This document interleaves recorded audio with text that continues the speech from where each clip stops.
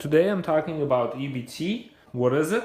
How does it work? Should you accept it as a payment? What valuable functionality does CSI Work offer to help with the EBT split?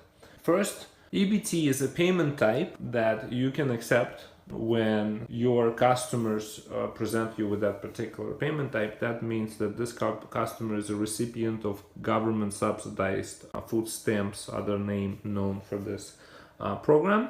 But instead of cash, customers receive a card that's called an EBT card, and you can then process that card and accept that payment. But there are conditions, and the conditions are that you cannot charge taxes on items that you're processing with EBT, and you also may not charge for some of the items. For example, you are not allowed to sell alcohol or tobacco.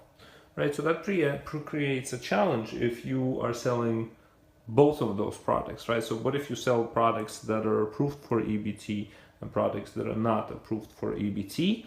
And that's the problem that we solve on a Clover device and with an app called Inventory++.